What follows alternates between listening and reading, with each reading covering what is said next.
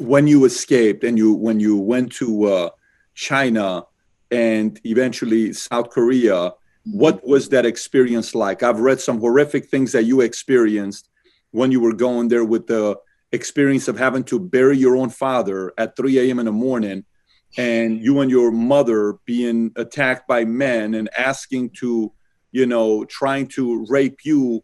And you listen to these stories. On one end, you don't want to hear these stories because it's so hard to listen to stories, especially as a man who has a kid, and I'm married, I got 3 kids, I got a daughter, and I'm just thinking about those thoughts. But at the same time, if you don't talk about it, then the people around the world are not going to realize how bad things are. So it's very conflicted, because I'm sure you don't enjoy talking about this stuff regularly because it's constant reminder. Yeah. So if you don't mind, if you're comfortable sharing with that, do you mind sharing with us what were some of those things that happened to you on your way to South Korea? I know. I think I'm so grateful what you just mentioned. Like, you actually, when you began our interview, you said like, oh, this is a story that what CNN or MSNBC or Fox doesn't talk about, right? Right now in China in 2020, there are about 300 North Korean defectors in China right now, are hiding and being sold as a human slaves right now. And I was one of them. We hear about these Boko Haram girls. We talk about these girls captured by ISIS. We give the Nobel Peace Prize, and we know these girls exist, but we don't talk about the women who are being sold, like the ISIS like captures in China, because China is everyone has economic interest in China in this world right now. So they purposely ignore us that we exist. And so when I escaped to China in 2007, I was 13 years old. My sister, a few days before me, escaped. I wanted to go with her, but because I had like a very bad stomach ache, my parents took me to a hospital. But in North Korea, we don't have like X-ray machines and see what's wrong with you. Literally, just doctor rub your belly and say, "Oh my God, I think she got some like appendix. She needs to do the surgery right now, otherwise it's gonna pop this afternoon." So that afternoon, they cut my belly open without any painkiller. And then like what they found was not even appendix, it was just like infection and malnutrition. That's why I had a very bad stomach ache. And they still like removed my appendix. I was keep fainting, and it's a very common thing. We just do surgery like no painkiller in North Korea. They like cut bones when there's no painkiller. And what shocked me the most is like nurse in the hospital, she literally uses a 1 meter to inject everybody. And like you use like beer bottles to add a drop, and you see like dead bodies right in from hospital like piled up. And you see like rats eating human eyes first, and you see also kids chasing those rats, because even rats are very precious like protein. And kids eat those rats, but those rats have some infection by eating human flesh, I heard. So kids die, then rats eat us back. And that's the point. We thought like we gotta get out of here. Even if we die on the journey, we are gonna get out of here. So my sister escaped at 16 with her friend. And a few days later, as soon as I got out of the hospital, my mom and I followed her to China through a broker. But we didn't ask why this broker was helping us. We were so desperate. We didn't even it didn't really matter why that person was helping us.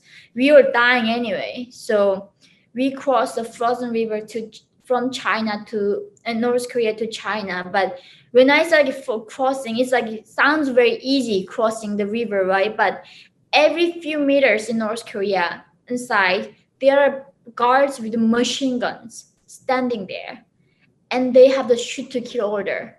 So if they see anyone crossing the frozen river, you don't need to even ask them to wait. You can just shoot them, and that is the order from the regime.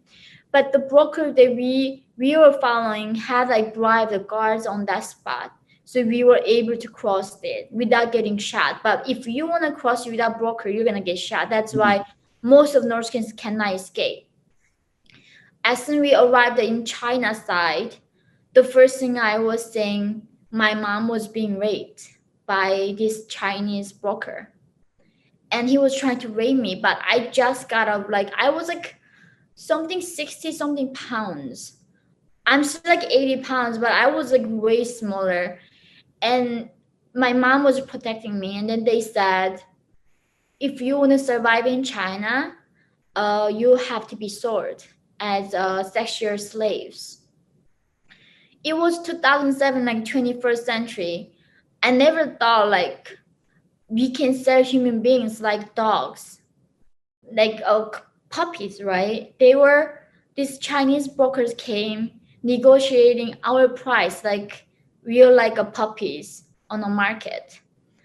And my mom was sold for, in this 21st century, for $65, like less than my phone in my hand. And my price was higher than hers, over $200, because I was virgin. So they paid less than $300 to buy me and separating me from my mom. So I got separated from my mom at 13 right there.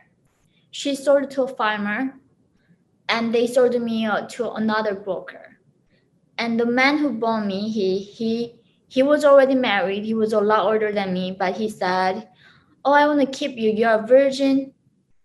Most of North Korean girls actually, by the time they go to the second broker, they all raped, so nobody's virgin. But I fought so hard with the first broker that he wasn't able to successfully to rape me. So the second broker got me as a virgin. I was very precious for that market. I was 13 and virgin. He wanted to keep me for himself.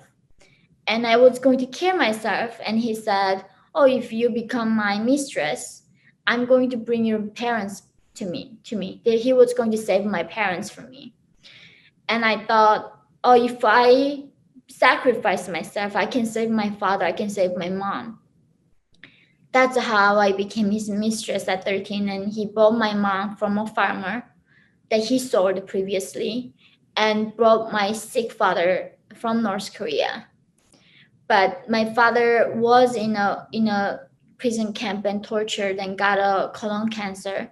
He couldn't make it and passed away a few months later. And that's when I had to bury his ashes in the middle of the night in China, because Chinese authority catch us and send us back to North Korea to be killed, even though that goes against Geneva Convention, that goes against any international law that should protect political prisoners, like escapees, because North Koreans are not just like economic migrants. When we escape, that means we defy the regime and we become political like refugees. So the China has a responsibility to protect us, but they capture us and send us back to North Korea so we can be executed and tortured and sent to prison camp.